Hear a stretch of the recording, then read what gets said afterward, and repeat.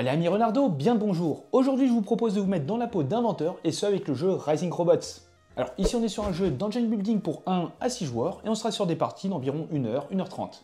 Dans Rising Robots, vous incarnez donc des inventeurs qui vont tenter de laisser leur empreinte dans le monde de la robotique. Pour ça, vous allez essayer de récupérer un maximum de réputation, alors déjà en obtenant de bonnes évaluations, en recyclant des ressources, en concevant de nouveaux plans et bien sûr en construisant de nouveaux robots.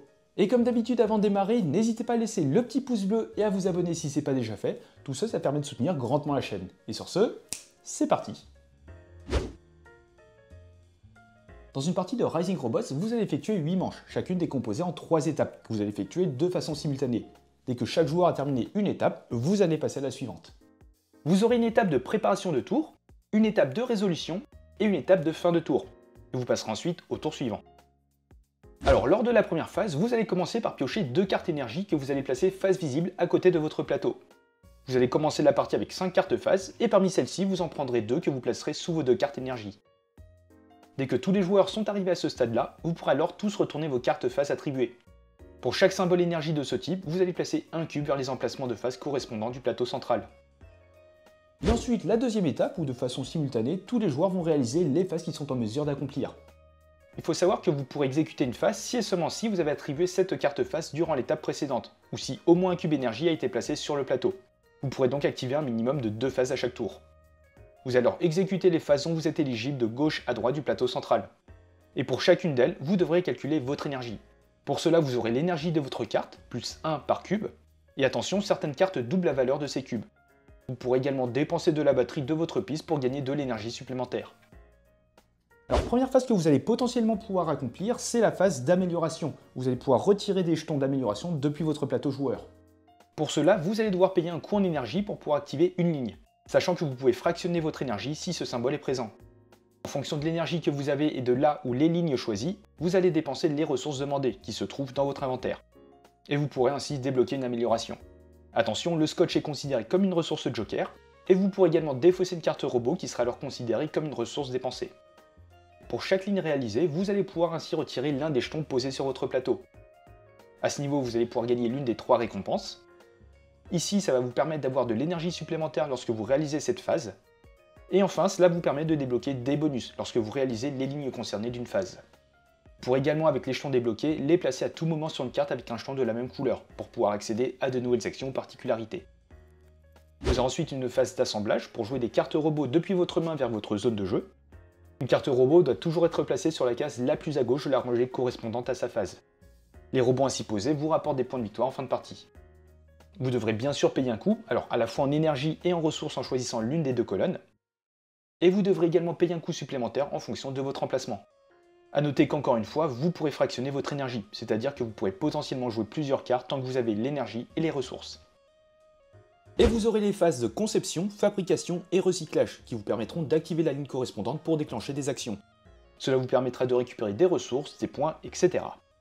Sur la rangée associée à la phase, vous pourrez déclencher autant d'actions que souhaité sur la rangée correspondante, ayant un niveau inférieur ou égal à votre énergie totale. Vous activerez vos robots de gauche à droite en réalisant à chaque fois qu'une seule action. Et une fois que vous avez réalisé toutes les phases que vous étiez en mesure d'accomplir, vous allez passer à l'étape de fin de tour. Vous commencerez par réaliser vos capacités de fin de tour. Vous défausserez ensuite vos 2 cartes énergie avant de reprendre en main vos 2 cartes phase. Et vous remettrez les cubes énergie dans la réserve avant d'avancer le marqueur d'un cran sur la piste tour. Il faut savoir que si le marqueur arrive sur la 5e case, vous devrez effectuer une pause. Vous allez alors tous piocher 3 cartes diplôme et en conserver une. Vous allez mélanger votre défausse de carte énergie pour reformer une pioche. Et là, vous êtes prêt à démarrer un nouveau tour.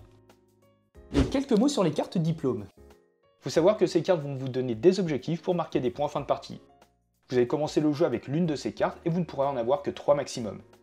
Vous gagnerez des points en fonction du nombre de fois où vous remplissez la condition. Et à noter que si vous posez le jeton amélioration demandé, vous allez pouvoir améliorer votre rang. Et concernant les cartes inventeurs, elles vous confèrent des capacités uniques de façon permanente. Vous commencerez avec l'une de ces cartes en début de partie. Vous pourrez ainsi avoir des effets immédiats en début de jeu, en fin de tour, ou bien en fin de partie. Vous aurez la capacité de votre inventeur et la capacité améliorée.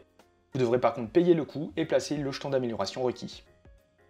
Et à la fin du 8e tour, vous allez passer au décompte des points. Pour cela, chaque carte robot dans votre zone de jeu va vous rapporter les points inscrits. Chaque carte diplôme vous en rapporte également selon l'évaluation obtenue. et vous gagnerez également les points de votre inventaire. Enfin, chaque lot de 3 cartes, ressources et batteries va vous rapporter 1 point. Et le joueur Cornell Plus remporte la partie. En cas d'égalité, c'est le joueur ayant le plus de points de victoire des robots dans sa zone de jeu. Et si l'égalité persiste, c'est le joueur ayant le plus de points de victoire de ses cartes diplômes qui l'emporte. Et on se retrouve comme d'habitude pour quelques tours de jeu, histoire de mettre toutes ces règles en application. Alors ici on est sur une configuration de joueurs, même si on va essentiellement se concentrer sur un seul joueur. Concernant la mise en place, je vais récupérer 3 rubans adhésifs. Pour rappel, c'est considéré comme une ressource joker. 3 batteries. On aura également une amélioration gratuite qu'on va faire juste après. Il va falloir piocher 8 cartes robots. Parmi ces 8 cartes, on va en conserver 5. Et parmi ces 5, on va pouvoir en jouer 2 gratuitement, chose que j'ai déjà faite. A savoir qu'étant donné que j'ai joué une deuxième carte de la même phase, il va falloir dépenser une ressource, donc un ruban adhésif. J'ai déjà pioché 2 cartes diplômes et j'ai décidé de conserver celle-ci, donc qui va me demander de retirer des jetons d'amélioration bleus pour marquer des points. Et j'ai également récupéré mon inventeur. Parmi les 2 cartes, j'ai décidé de conserver Marie, et qui me permet en fin de tour de dépenser une ressource pour soit gagner 2 ressources supplémentaires, ou bien 3 de batterie, ou bien 2 points de victoire. Et du coup, pour mon amélioration gratuite, je vais décider de retirer ce petit jeton rose. Il faut également savoir que dans une partie en solo ou bien à 2 joueurs, vous aurez également une petite rivière de 5 cartes phase. À 2 joueurs, vous allez révéler les 2 premières et vous allez placer un cube d'énergie sur la 3e et 2 cubes sur la 4e. À chaque tour dans une partie à 2 joueurs, on va révéler une carte et on va pouvoir poser le cube d'énergie sur la carte phase associée. Et dès lors que la 4e carte est révélée, c'est-à-dire tous les 2 tours, on va réinitialiser cette rivière.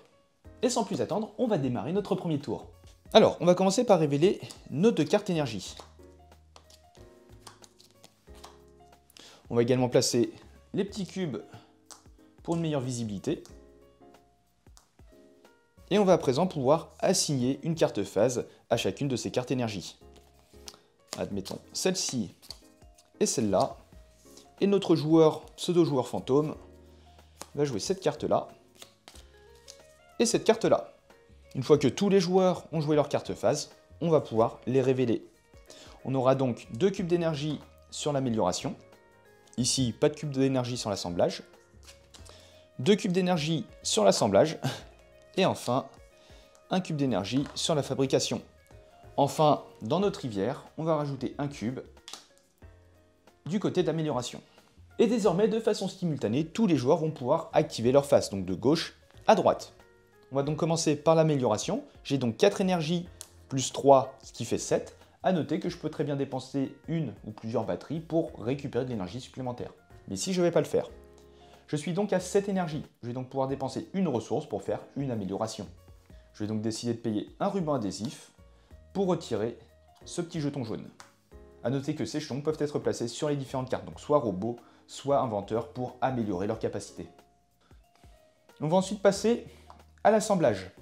Donc l'assemblage, grâce à ma carte, chaque cube équivaut à 2 énergies. Donc j'ai 2, 4, 6 énergies. Et je vais décider de consommer une batterie pour arriver à 7. Et ce qui va me permettre de jouer cette carte. Donc pour 7 d'énergie, j'ai juste à dépenser une ressource marron, soit un ruban adhésif. Et cette carte va m'octroyer 3 points de victoire en fin de partie. On passe à la conception, mais il n'y a aucun cube et je n'ai pas la carte. On va donc passer à la phase suivante. La fabrication, j'ai tout simplement une énergie plus une autre grâce à mon amélioration du début. Je suis donc à 2 et je vais décider de consommer 2 batteries pour arriver à 4. À 4, je vais donc récupérer soit une ressource verte, soit une ressource marron. Je vais décider de récupérer la verte et je vais également récupérer une batterie.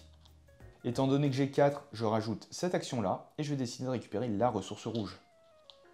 On passe à présent au premier robot. Donc pour 4 d'énergie, je vais seulement pouvoir faire la première ligne. J'aurais pu effectuer la deuxième ligne uniquement si j'avais placé un jeton d'amélioration bleu sur la carte. Et enfin, dernier robot, où je vais également pouvoir récupérer une ressource violette.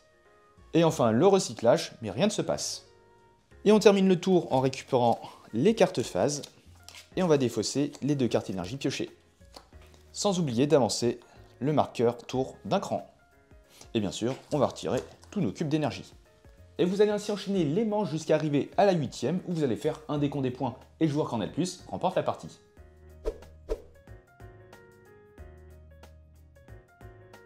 Et voilà, c'est la fin de cette vidéo. Un grand merci à vous de l'avoir regardé jusqu'au bout. Si le jeu vous a plu et que vous souhaitez soutenir la chaîne, n'hésitez pas à utiliser le lien qui est en description. Et comme d'habitude, vous pouvez très bien laisser un petit pouce bleu, commenter et vous abonner, ça fait toujours plaisir. Et sur ce, on se retrouve dans une prochaine vidéo. Ciao!